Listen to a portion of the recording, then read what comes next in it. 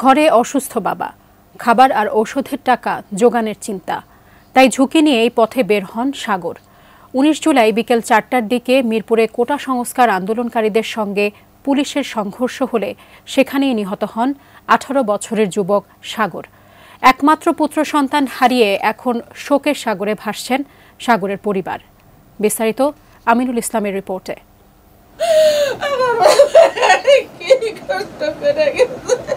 ছেলের রক্তমাখা T shirt বুকে নিয়ে একমাত্র পুত্রহারা মায়ের আহাজারির কোনো সান্ত্বনা নেই কারো কাছে। মোহাম্মদ সাগর ১৮ বছরের এই যুবক খুব অল্প বয়সেই পরিবারের হাল ধরেছিলেন। বাবার অসুস্থতা আর পরিবারের অসচ্ছলতায় জীবনের বোঝা কাঁধে নিয়ে তাকে নামতে হয়েছিল উপার্জনের পথে। সবজি ফেরি করে সংসার চালিয়ে নেওয়া সাগরের জীবন থেমে যায় ছাত্র জনতার আন্দোলনের রাজপথে। মিরপুরে ১৯ জুলাই গুলিবিদ্ধ হয়ে হাসপাতালে মারা যান এই যুবক। একটি কিডনি অকেজো নিয়ে বেঁচে থাকা সাগরের বাবা সেই থেকে খুব বেশি কাঁদতেও পারেন না। তাকে স্তম্ভিত করে রেখেছে একমাত্র পুত্র হারানোর শোক আর পরিবার নিয়ে টিকে থাকার দুশ্চিন্তা। আমার সন্দেহ যে স্টুডেন্টের সাথে চলে গেছে, মানে স্টুডেন্টের সাথে ওই ফুডে ব্যবসা করতো, তো স্টুডেন্টের সাথে লেখাপড়া মানে কথাবার্তা আড্ডা দিত, ওই স্টুডেন্টের ডাকে সাড়া দিচ্ছে। তো কত যে কষ্ট, এবং সন্তান হারা আল্লাহ জানে কেউ না করে। জীবনের স্বল্প সময়ে যে ভাই আবদার পূরণ করত, তাকে হারিয়ে কাঁদতেও এখন কষ্ট হয় আদরের বোনের। আমার ভাই আমার অনেক আদর করত, আমার ভাই আমার ছাড়া ভাত খেত না, কোথাও গেলে আমারে নিয়ে যাইত, আমার কোথাও একলা ছাড়তো না।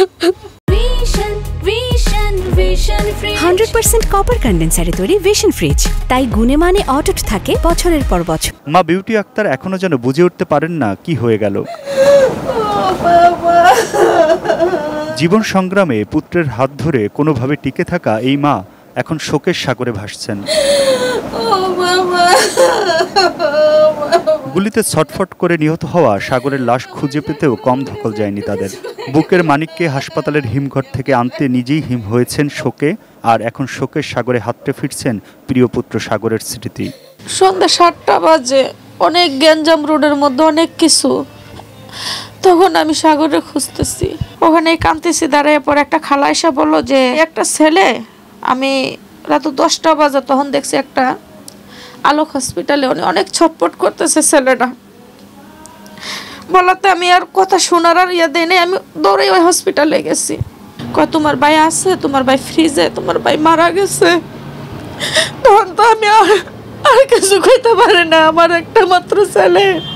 একমাত্র উপার্জনক্ষম এই সন্তানকে হারিয়ে অনেকটাই অসহায় এবং নিঃস্ব হয়ে শুধু চোখের পানি ফেলছেন এ বাবা মা।